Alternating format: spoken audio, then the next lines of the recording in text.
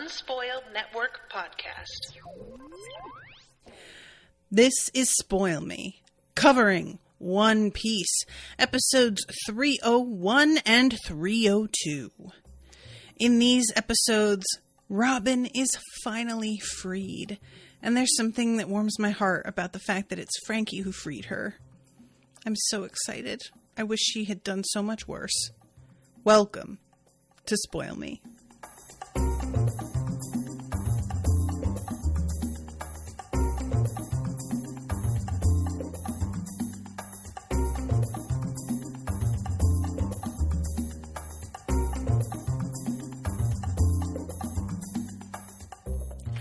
Welcome to the show, everyone. I am Natasha. Thank you very much to Bernadette for commissioning this episode.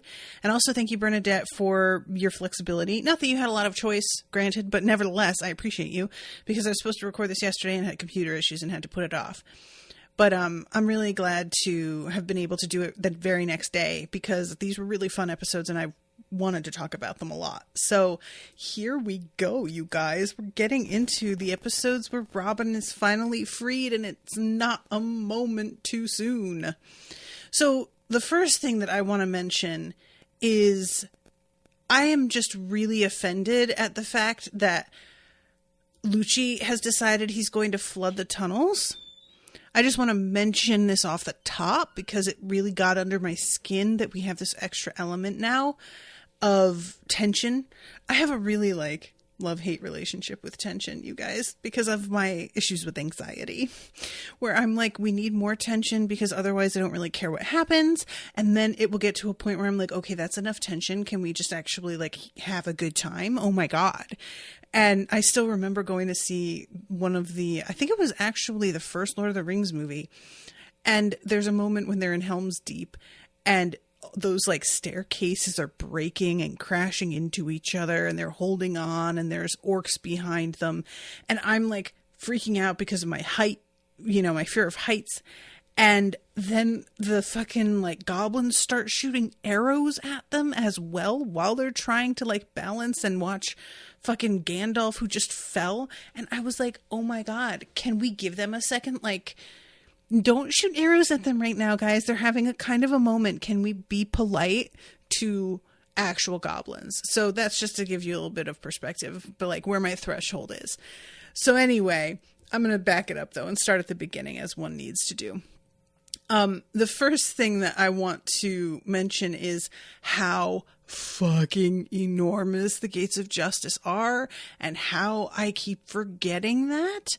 And these dudes that are on the ground, the Marines, are watching it open, and a few of them are like, we have literally never even seen these open before. We've been here a while. And the fact that they are opening all the way is also a pretty big deal. So I wanted to ask you guys about this because my assumption has been that Robin is just such a high-profile criminal that Spandam feels she's worthy of opening the gates all the way as a statement, really, because he's kind of grandstanding, right? Because I want to make sure that that's all it is, because I wasn't really certain if at one point one of the Marines says it's for the Buster Call's cannon attack. But I couldn't really understand what he meant by that because I thought that the Buster Call was coming from the direction that the other ships had come from and that the Gates of Justice were blocking your way from that direction to the area where the prison is. So, or is it supposed to be that the cannon attack is supposed to penetrate through the gates and also destroy the prison?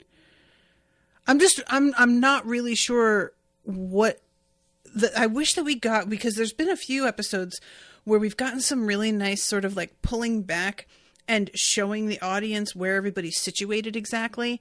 And even here at this location, we've had moments where we have seen which areas of the island, which bridges, which towers all of our characters are on. And I wish that we got something like that for the Buster Call and where they are, because I had thought in the last recording that the ships had already arrived pretty much and that they were getting into formation because they were here. And turns out that's not the case at all. They are not here yet. They arrive at like the middle of the last episode of these two, I think. 302. So I just feel a little bit unmoored because it seems like the location of things matters in terms of the plot, and I am not feeling like I have my feet under me in this regard. Florian says behind the gates is the prison and the Marine headquarters. The buster call comes from the headquarters. Oh, okay. I didn't realize that. All right. So it's opening all the way just for that, and it has nothing to do with Robin, pretty much. Okay. Gotcha. Don't you think it's sort of weird that the prison and Marine headquarters are like all in the same spot? I feel like that's weird. But doesn't matter. So this like moment where you see the gates open truly is just, it's impressive. They are very huge gates, you know? And we also return for a moment with the giants who are carrying the sea beasts, Sodom and Gomorrah, carrying all of the Frankie pirates. And I think it's Paulie who is just like reflecting on the fact that, first of all, Kokoro said that those gates never open all the way. And second of all, these Straw Hats basically picked a fight with the whole world. And I do really like that line because that's just their fucking jam, isn't it? Like, that's their whole MO. Is just like that moment in The Simpsons where the principal's asking Lisa Simpson what else she's got to rebel against, and she takes a drag on like a cigarette and says, "What else you got?" It's kind of the Straw Hats energy. It's just they're like, well, really what it is that we want the fight first, and then we just like find what we want to fight about second. So also we have an explanation of what's going on with Luffy's second gear. And it's interesting because I thought maybe he would say what it was, and it's not done that way. Lucci explains to us what's happening inside Luffy's body because he's noticing the steam and the redness and everything. And what he explains is going on here, because he first of all says something about how Luffy's body is clearly taking a bit of a beating with whatever it is he's doing. So Lucci is simultaneously like, okay, yeah, you had an attack that I wasn't ready for, and that did catch me off guard, and good on you. But also, you can't keep this up forever. And what it turns out it is that Luffy is causing, from my understanding, his blood pressure is up really high, which is like causing an expansion of the muscles and whatnot, which I guess if this were a regular person it was happening to would be a big problem because our organs can't handle it. But because his body is literally rubber, he can put it under this sort of strain and it will cope, at least for a time. The assertion that Lucci makes, and I'm going to assume it's true because I feel like the show wouldn't have this added if it were just a hypothesis, or that Luffy would argue with him if it weren't true. But he says that it's not the kind of thing that Luffy can maintain. That like, yeah, you can do this for a time and it won't hurt you the way that it would kill a regular person, but it still is causing a strain, and you can't rely on this in like indefinitely. And I feel a bit bummed out, I think, at the fact that this is something that is sort of, I don't want to even call it like a short-term solution, because it's not like he can't do it again. It seems like he has to recover between uses, but I may be wrong about that. And I'm sort of wondering, does this have a shelf life? Does he, if he keeps doing this to himself, and is the effect of it cumulative, or is it just as long as you stop before, say, like 10 minutes are up, you're going to go back to normal and be like healed from it, and then you can do it again. But yeah, I thought it was funny that like Lucci doesn't get an explanation from Luffy. He tells us what's going on here. And I also really like the fact that Luffy has this moment here where he's thinking about how he believes that Frankie is going to save Robin and that he is going to trust his friends to like figure things out. And this is something that I think is a really underrated aspect of any character that like has this sort of attitude. There is really, it's difficult for me, especially as somebody who's kind of a control freak. I say kind of, I shouldn't. It is true. I am a control freak. I shouldn't say kind of. But it can be really hard to let go and be like, I trust that this person will do this thing.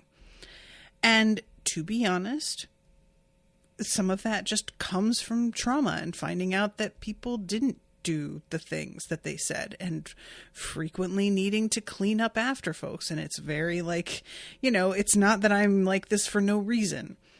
But I really appreciate Luffy, even though he is like kind of arguably the strongest fighter out of all of them. And I really put asterisk after that he still has like faith in his friends to do the things that they need to do. And even here, it's like Frankie was an enemy up until not that long ago. So the fact that he has decided to trust Frankie is like a pretty big deal. And how many other properties out there would have gone so very differently and maybe been more fun to watch if people trusted their friends and allies more than they did. And, you know, there are times where somebody not being trusting of others is a valid character flaw, or not even a flaw, just, you know, a character trait. But there are times where I just feel like that is exploited and made into like this really cheap, contrived way of creating drama in a similar way as like using romance can be. And the one that I always go to when I want to use an example is Lost. I don't know how many of you folks have watched Lost, but it is a constant thing where people are told to like stay behind and trust a friend to do XYZ, and they act like they're going to stay behind, but they're literally lying to their friend in the moment and then follow them anyway. So they put themselves at risk and they don't trust their friend and lie about staying behind. And it's like a bunch of like little betrayals and deceits that are all happening. And they do it repeatedly, and it's really boring. Like, it's just one of those things that I got so tired of while watching the show. So I know that's not like hugely relevant in these episodes. Like, you know, everybody is doing their own thing. So Luffy is correct to trust them. But I just wanted to mention it because it's something that I think is really satisfying to watch, actually, because I'm not used to it. It's people taking things into their own hands because they don't believe in the folks that they're supposedly allied with is actually fairly common. So Brian says, just in case I'm not around for the next recording, I'm not sure if you still don't watch or listen to the title of the episode. If you could make sure you don't listen to the title of episode 306, not a big deal in any way, but it would ruin a funny reveal that I think you'll like. Okay. I appreciate that, Brian. I had been looking away from the screen when I was doing the subs, but because the dubs, they say the title, it's been harder for me to avoid. So there are times where I'm like able to sort of tune out and miss it, and there are times when I don't, but I'll just turn the volume down for the beginning of it and you know, try and like consciously avoid it for that one. So appreciate the tip. So let's go now to Spandam, because basically he is so excited to get what he feels is going to be a hero's welcome as he crosses the bridge with Nico Robin. And we see this like arrangement of troops on the other side going down this enormous stairway. One thing I really enjoy about this show is the scale of everything is just so huge, you know? So every time that I like kind of have an image in my head, the camera pulls back and shows me that there's 200 men flanking these stairs, and it's still, there's enough room for like 3 carriages to go up side by side. And I'm like, oh, right. But so those Marines are like getting ready for him to cross over, but he is taking his time here with Nico Robin, who is still on the ground, refusing to move. And he's telling her about this booby trap, I guess you would call it, that he's put in place, which is basically a landmine that will blow up the stairs, and anybody who has managed to actually get through to try and rescue her is going to not only blow themselves up, but they are also going to cause the stairs to become impassable. And he is really feeling himself on this, like, he keeps saying, I don't even need to worry about it because nobody's getting through. But if I were to worry about it, it would not be an issue because I have that covered. And if he were dealing with like a regular person and not a cyborg, this might have worked. But as it turns out, it's Frankie that's going ahead. Now, I say that this might have worked with the full understanding that not a single Straw Hat has ever gone and like experienced an explosion and seemed to have any lasting damage of any kind. Usually what happens is they get thrown clear with no damage to their person that I have noticed whatsoever. So I still feel like probably it wouldn't have been an issue. But Frankie being what he is, I think narratively lends itself to it being a lot more believable that he's fine. And Robin, meanwhile, she is refusing to get up and talking, like still saying they're going to save me. And Spandam says something really interesting here that I thought was sort of funny, that he's looking forward to the Buster Call destroying any evidence of the humiliation that he suffered here. And that was an aspect of things that had not occurred to me. He specifically mentions the flag being burned up by Sniper King. But honestly, the whole island is kind of one big humiliation from one end to the other. It's nothing but like Marines that have been knocked out and buildings that have been crushed, and then one CP9 agent after another, and then the like tower that got sliced in half. I mean, honestly, that's a pretty compelling point to not giving a shit that the place is about to be like leveled. That it's right now, it's just going to show everybody how much you got pwned by these guys. So I sort of stepped back for a second and was like, oh, interesting.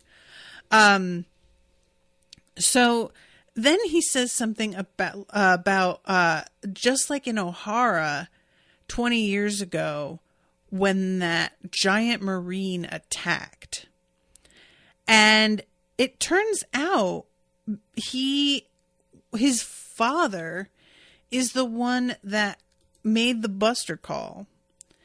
And when he says when that giant Marine attacked, I know that, was he like as a child on the ship with his father? Is that the implication here? Because the way he says this, for a second, I thought it was going to turn out to be that he was the guy who made the call, but then it's his dad. So I, you know, obviously this is Saul, the guy who did that like weird laugh.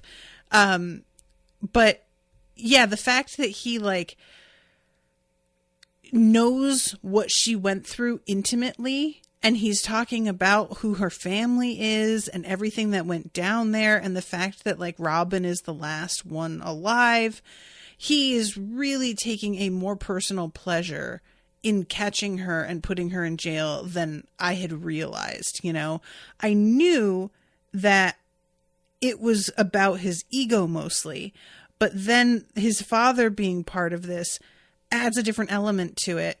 And also, I find it surprising he's like so blithe about issuing the Buster Call when he has seen one happen. And I would have noticed that they were really ready to bomb the whole place, whether his father got off the island or not. So I'm not sure if I'm misunderstanding how adjacent to all of this he was. But regardless, his connection to this and what he's talking about with Saul gets Robin really, really upset. And this adds like, you know, a whole other level to her rage at him later on. We see her like clutching she's gritting her, what is it called? White knuckling so hard, basically, that her nails are digging into her hands and causing her to start bleeding. And I always hate that, like, image. It's awful. So as he's like taunting her, we get the explosion of Frankie hitting the stairs, and he is a little bit freaked out at the fact that somebody got that far, because he really didn't seem to expect anybody to come up the stairs. But he's like, well, good. My landmine did its job. Perfect. I don't need to worry about it. He recognizes him as Cutty Flam as well. But yeah, he's like, that's not great. We're going to have to hurry, because who knows?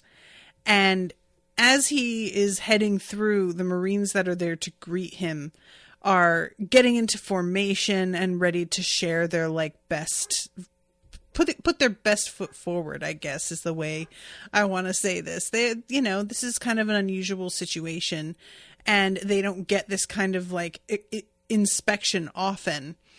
So as he's like running toward the other side of the bridge, and all of a sudden there are these shots being fired at them. And you guys, this was the best. I was so excited about this. You don't even know how much I cheered.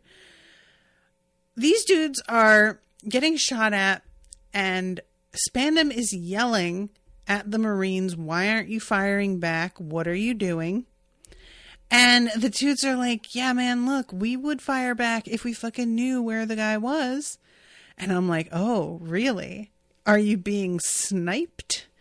Could it be? And kids, it could be. It is Sniper King, who is singing to himself his own theme song under his breath, which is the best fucking thing. It's very like, it's a very secondary sound, you know, the dialogue's on top of it. But him doing that, do you know, I really want to like come up with a theme song for myself that I sing to myself when I do things. I love this concept. I already really liked the whole choice to do an alter ego thing, and I'm 100% still about that. But I don't like the idea of having an actual theme song for your alter ego that you sort of hum to yourself to psych yourself up. That is, he's sung the theme song before, or at least we've seen the theme song. I don't feel like it's been super clear that he was singing it, but I have to assume, you know, I guess I just didn't really think about it. But yeah, the whole like method here is so delightful, and it was so, I was just so excited because I had to assume that's who it was right away. And the fact that Usopp has come so far after everything that has happened, and he is out here just like terrifying these fuckers. It was just a proud mommy moment. I really was so proud of him. They're laid out, and these guys eventually catch sight of him, and they're like, what the fuck is he using? Is that a slingshot? And when Spandam is like, well, fucking shoot at him. What are you doing? They're like, so this is a funny story. We have guns, and you would really think that a gun would do better than a slingshot. I know you'd think that, but it's not actually as good. We can't reach him. We can shoot at him, and it's not going to do fucking anything. And he is laying us out from all the way over there with a slingshot. So I guess that's where we're at right now. And one of the guys in the dub says we're totally outclassed. Yo, again, what a proud moment. I mean, honestly, can you ask for more than this? This is the best. This is the best. Florian in the chat, did you know it was Usopp right away? I mean, Sniper King, of course, not Usopp. Indeed, of course, yes. I did know that it was him right away. And I hate to say this, but like, I had a moment of like, oh, it has to be Usopp, and then going, can it be Usopp? And then I was like, it has to be. If they can't see him, like he's literally being a sniper, it has to be. But I won't lie. I had a moment of doubting whether it was him because this was going so well. And he just has got kind of bad luck sometimes. So yeah, this whole scene, I was just so proud of him. And Robin is watching, and you can tell she's kind of having a proud moment too. She's like looking at him and she says, thank you, long nose, which just have to take a moment to LOL at the fact that Luffy and Chopper both don't know who he is, and yet she's like how far away from him and can tell immediately that this is fucking Usopp. So she starts to run because like in all the commotion, Usopp has managed to knock Spandam down and she's gotten out of his clutches. So she's running. And all of the Marines take aim at her because Spandam has a line here, and I didn't catch whether it's the same in the sub, but in the dub he says, I'm sorry, it was really funny though, kill her just enough that she doesn't die. And I fucking fell out laughing. I don't know why, but that is like, it doesn't actually make sense, but it makes perfect sense. You know what I'm saying? I cracked up. Kill her just enough that she doesn't die. Look, I know what he means. I get it. You know what I'm saying? Like, does it empirically make scientific sense? No. Do you get exactly what it is he wants from you from that description? You should. So I just really loved this. But they're shooting at her, and she kind of like cowers because she's fully out in the open. Like there's no way she's not getting hit. And then all of a sudden you just hear ping, ping, ping, ping, ping. And Frankie has managed to not get blown up by a landmine and continue coming up the stairs. And he is behind her as a human shield, well, cyborg shield, and has blocked all of those bullets from hitting her. And I was just so proud of him. Good for him. Look at this guy. He's standing there with his fucking smoke coming off of his body. And Robin rightfully is just like, what are you? As the camera sort of zooms in on his face, and a bullet that's lodged in his cheek right under his eye just like falls out.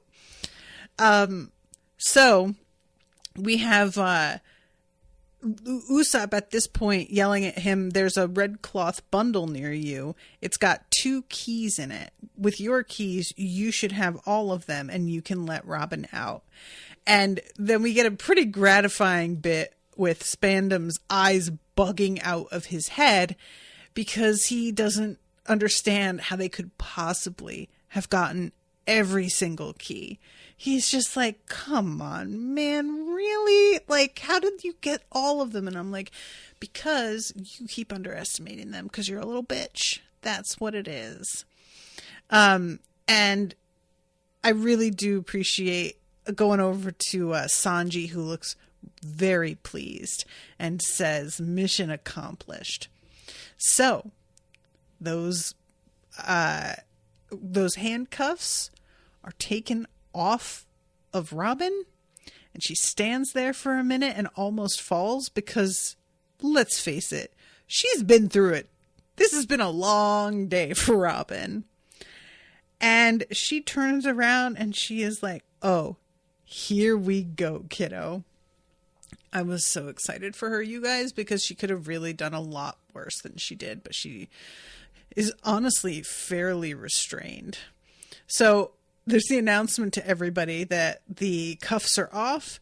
And she says, thank you, long nose. And Usopp in character says, you can thank everybody who fought for those keys when this is all over, which I really did like that. You know, like it would have been easy for him to just be like, hey, you're welcome, I'm doing my best. But to actually take into account, yeah, I sent them over there, but this was the easy part. I was like, that's a good point, you know? And then you are, without a doubt, one of Luffy's gang. Now you're free to do what you need to do. And I really was so happy, guys. I was so happy. So she turns around and she looks at Spandam, and he has a look on his face like, ah, shit, what? And then she says, "Sace floors," and she has her arms come out of his chest and just starts to absolutely slap the shit out of him. And I was 100% here for it. In my opinion, she should have done a lot more than this. I would have been having like hands and arms coming out of his like thigh bone and shin bone and been breaking his fucking legs, twisting his kneecaps up.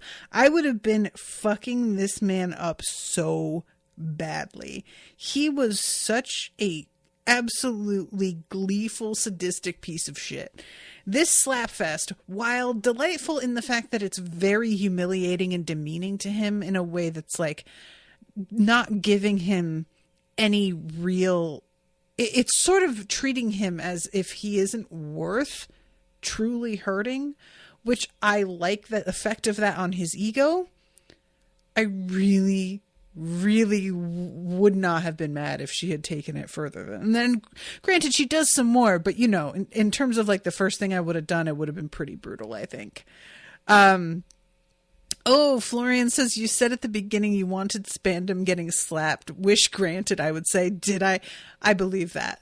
I mean, he, like, I say now much worse than that, but based on who he was at the start, he's got a very sort of like Joffrey Baratheon Lannister kind of vibe to him, of just being this sort of spoiled brat with a completely deluded sense of himself and his own power and what he's capable of and what he deserves. And finding out that his father is the one that like called the Buster Call on Robin's original home island, that like comparison makes a lot of sense actually, because he is the spoiled son of a person who has power, you know? But yeah, she keeps slapping him. She says something like, "I could do this all day," which was great. And, I'm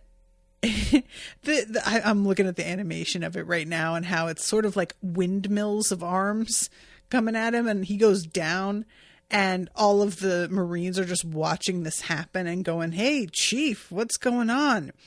So as all of this is going on, we've got Frankie using the transponder snail to tell all of the people back at on the other side of the bridge, "All right, y'all, we really got to get moving. Things are progressing quickly over here." And then we have this moment with Sniper King, and he's like, "What's that sound? Did I just hear something?"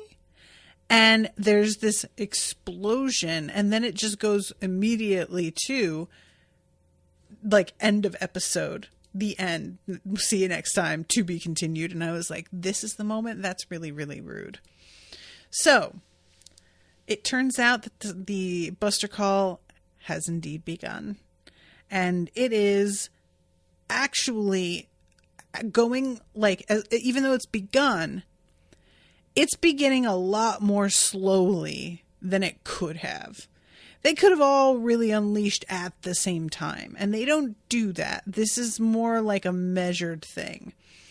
And y'all, I just want to mention that every time we see Robin from this point, she is so happy looking. Like, she's just got such a smile on her face because she's free now, and her friends came through.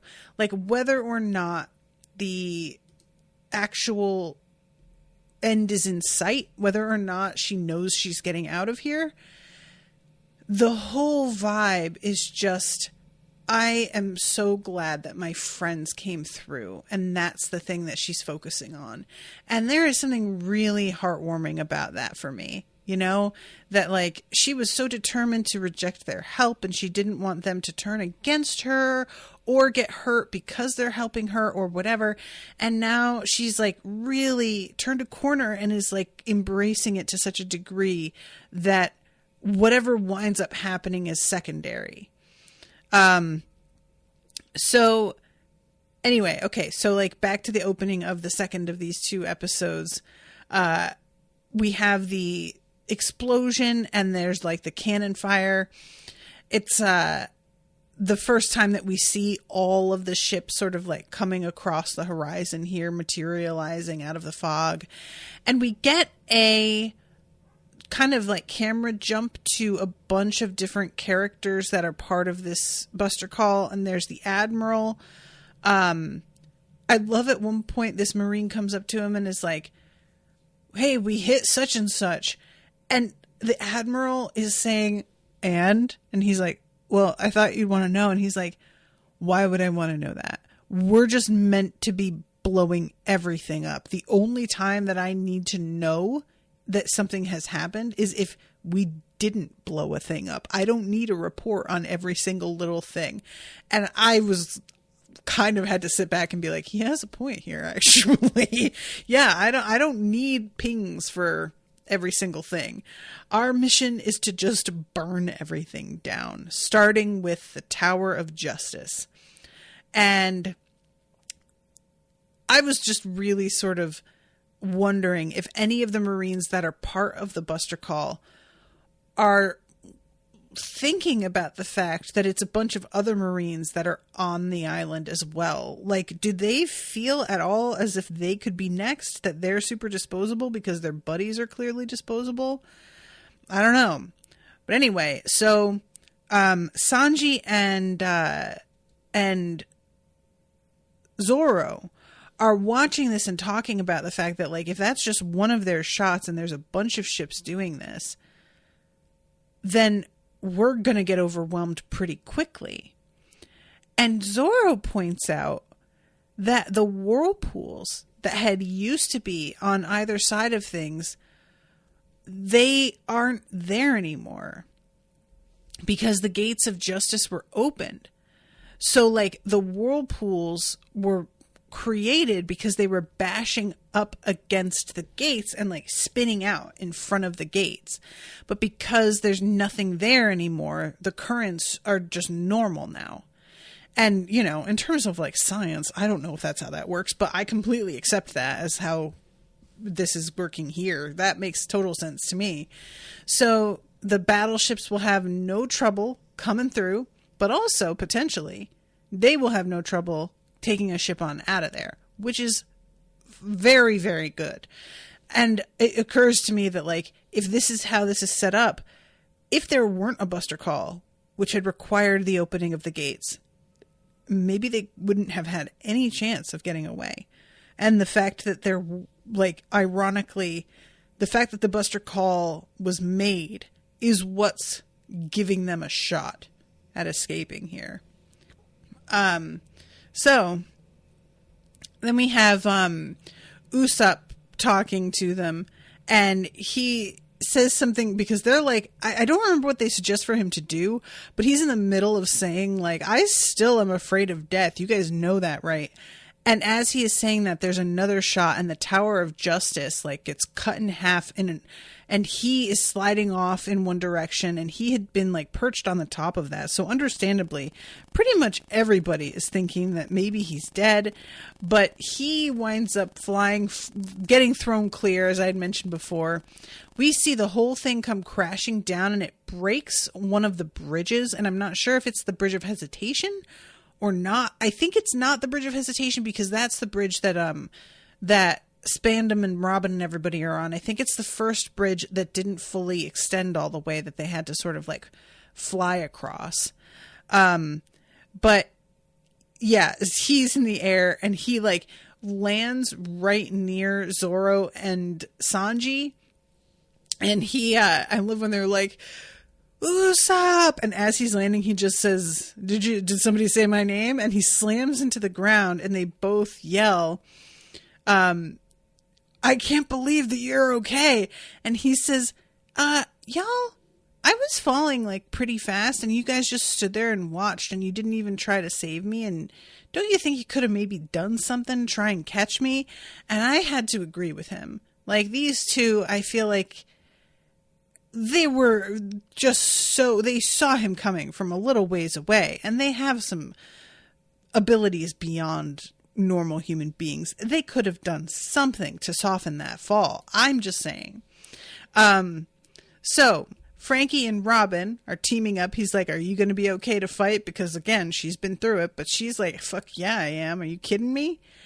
And he says there's an escort ship on the other side of the bridge, and maybe that's the way we're going to like get out of here. We can steal that ship. So the Marines gear up, but she has got her powers back. So she has the arms coming out of their shoulders, yanking their rifles upwards so that they just fire harmlessly into the air. At one point when they're like running, she has her arms come out of the bridge and grabs them by the ankle and trips them all up, which that one for me was a cackle. I really laughed at that one because it's one thing to have a limb come out of your own body. There is something that's just straight up horrifying about that. I can't even quite enjoy it because it's just so creepy. But just an arm coming up and grabbing every single one of them so that they fall flat on their face, there is a lot more satisfaction in that for me, where it's like, okay, it's not quite so creepy because it's coming out of an object, and it's also disabling them a bit more, like yanking their rifles up, sure, but that's not causing them to be unable to continue fighting. Whereas if you grab them and lay them out, that might keep them from being able to get back up and keep fighting at all, depending on how they land. And then we have an amazing slap from Frankie, whose hand is like on a chain, I think, and it like shoots out from his arm, and he just whips it across all of their faces and slaps them all across the face. And that one, you guys, again, with like, is it the most effective attack you could ever see? Maybe not. Do I love it because of how dismissive and sort of like childish it is? Yes. And I should mention too that when Robin grabs these guys by the ankles and causes them to fall, Frankie shoots a bunch of nails out of his mouth and pins them to the ground with them so they aren't able to like get up and keep fighting. But there are still more dudes for Spandam to call on. And Frankie starts to kind of get annoyed at this point. And it's just like, man, they just keep coming. Come on. He uses like a chain at one point, I think, to like grab them all. Then he does Frankie boxing, which sends them all flying out into the air. And I'm sitting here wondering, how much soda do you have left, Frankie? Like, I'm starting to get genuinely worried about it. And the Marines are all saying, like, we can't fight back against these guys. And they stop. They haven't, like, they're not obeying the orders they've been given by Spandam. And this is when Frankie, as he sees that they're all really intimidated, he goes ahead and does his bizarre reverse centaur thing. And I don't really understand I think the thing is supposed to be that it's like really goofy, but these guys actually throw their hands up and run away. One of them does point out that his torso should be in front and not his legs. Like, this doesn't even make sense. But it seems as if the very fact that he doesn't make sense is part of what they find so intimidating. So he winds up sort of chasing them around on the bridge while Robin just has her hands coming up out of these guys' like shoulders, and she starts beating them around the face and the head. And they all sort of lose their nerve and just jump over the side of the bridge into the water. And Spandam at this point has gotten back in touch with the folks that are coming in on the buster call. And she's like, I need every single person that you have. All of you come out here. And there's a couple dudes on the other side listening, and they're saying, understood, sir, we'll all work together and capture the... And he interrupts and says, save me. And this is an instance where I think the sub was better than the dub. In the dub, in response to him saying, save me, they say, that's all you care about? Which, honestly, at this point, him caring about whether he makes it out more than capturing Robin doesn't really bother me that much. But in the sub, it says, so this is all about you.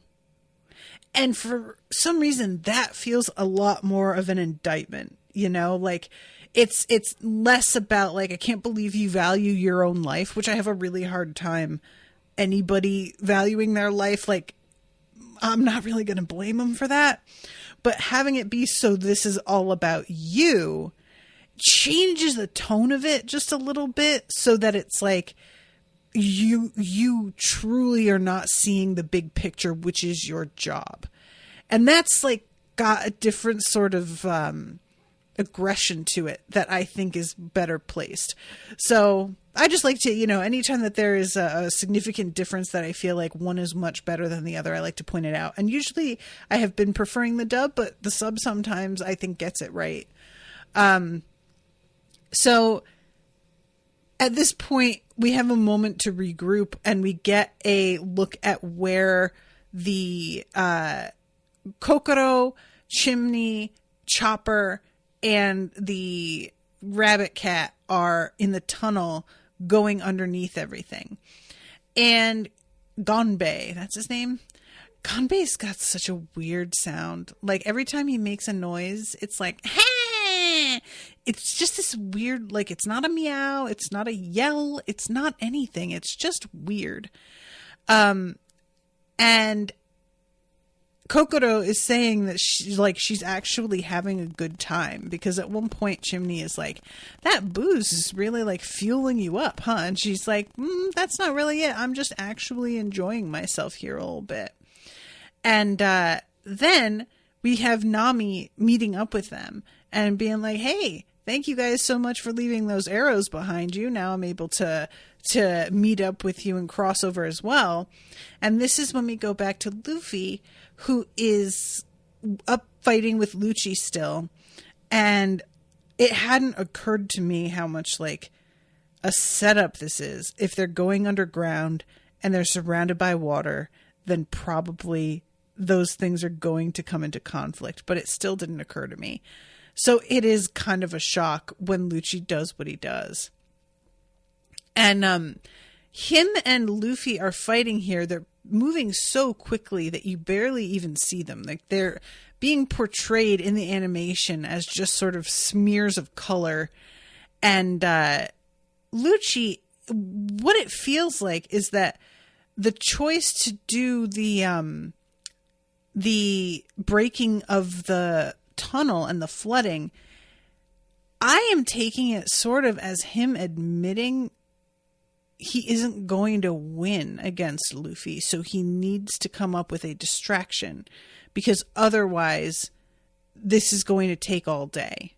He tries finger pistol, Luffy dodges it, and I can't remember what he says, if it's Lotus for his like defense, but he manages to completely dodge out of the way over and over again. And yeah, the moment when he stands up, he's like, oh, okay, so here's what's going on with your weird body and the blood pressure and everything, and explains all of that. And then he breaks that. And Luffy, I want to mention, he does go back to his normal color and start breathing normally again, and clearly does seem to sort of lose his power here for a moment. The second gear thing, it wasn't sustainable. I thought it was weird, though, that the language he uses says it's kind of like doping. And I didn't really understand that comparison, and I think maybe all he meant by that was, you're doing something that's bad for your long-term health to give you short-term gains. And I think that's all he meant by that. But Luffy rightfully is like, look, maybe I am doing myself some harm, but I'm about to lose everything I care about. So I'm willing to risk it just to get out of here and make sure that my people also get out of here. And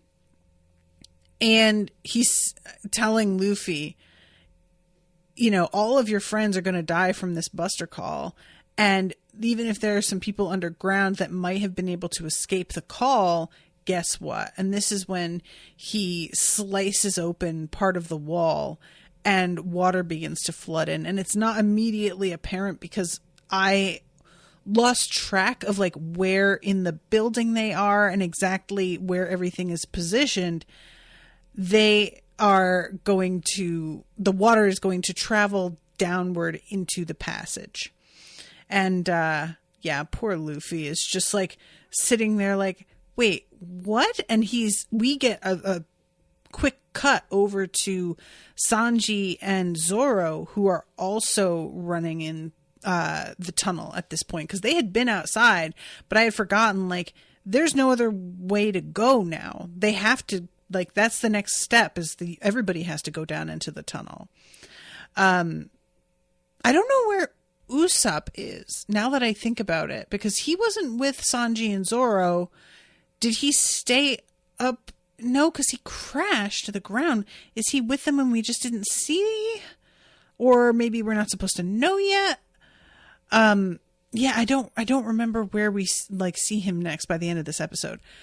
But all of these Marine guys, I'm really enjoying Robin like using her powers to just smack them around and grab at them and yank them and whatnot. And Spandam is trying to say, hurry up and get them, you guys. The ship is coming. And one of the Marines says it's too late. And they turn and look behind them and see all of the ships that are arriving at the same time. And it is a pretty impressive sight. You know, there does seem to be a good number of them.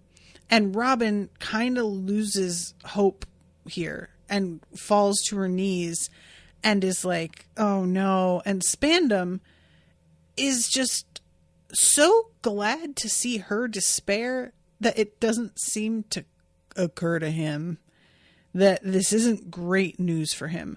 Because let's face it, he's a dodo bird. He is just not a smart man. So the assault on the island starts to really begin. And we see several cannonballs hit and land and a few big buildings going down. These giants that have the Sodom and Gomorrah over their shoulders are like getting blocked by rubble in the street and having to pick up their pace, because it really seems like if they don't get out of this main part of the city, they are going to be hemmed in. And it's only the fact that they're so huge that makes them sort of able to get around it all at this point, you know? And we hear the commands that are being given to the battleships, and that they're like talking about it's time for the complete destruction of Ennis Lobby. Everything needs to be razed to the ground and don't let up your assault and yada yada. And we have the slow pan over everyone's faces as this begins, and everybody has an expression of dismay and horror, except for Spandam, who is grinning like a fucking jack-o'-lantern because he's missing a bunch of teeth now that he's been roughed up a few times. And also because he is, as I have said previously, a dodo bird and does not seem to understand the danger to himself. And then we get a sort of like cut of these different guys that I'm assuming are like naval captains, or I don't feel like there's more than one admiral, right? Are they how many vice admirals are there? But there's one dude who's got sort of like an undercut ponytail thing going on and a mustache. We've got a dude smoking a cigarette who's got a sort of helmet that looks vaguely like Viking-ish. And then we've got the dude who said, "Why are you telling me this?" with the big X-shaped scars on his face and the mustache. There's another dude with a cigar and a very genial expression, and he's got a beard, and it's like an Abraham Lincoln, like no mustache type beard, and a yellow and purple, like polka dotted shirt, it looks like, with a baseball cap. I guess they're all sort of wearing these baseball caps, but they're all wearing them in such different ways that it doesn't look like the same hat on all of them because of how they have it styled, which is kind of fun. And, yeah, it's just letting us know, I guess, who the captain is of every one of these ships that's out there. So I'm interested to see what the deal is, depending on which captain we're dealing with, and how committed they each are. How many of them are just like, orders are orders, and how many of them are like, I don't really want to be doing this, and if I'm given an alternative, maybe I'll not do it and do something else. I mean, I don't feel like you get to be captain in the Marines without being pretty committed. So maybe there's no hope on that front, but who knows? But yeah, these were really, really fun episodes. I really enjoyed these, and I'm really happy to see Robin free, and I'm worried about our friends in the tunnels, and I don't know how Luffy is going to save them because he can't go in the water. He doesn't have any power in the water, right? That's what sort of negates his powers. So I don't know what happens with that. I don't know if the tunnels are big enough for like Sodom and Gomorrah to go under there, but I think they're running in the opposite direction. Unless I'm wrong. Maybe they're not. I see, this is where I get confused about like the locations of things. But yeah. All right. I'm going to see you guys very soon with a new episode. I'm really excited. Until next time, toodaloo, motherfuckers.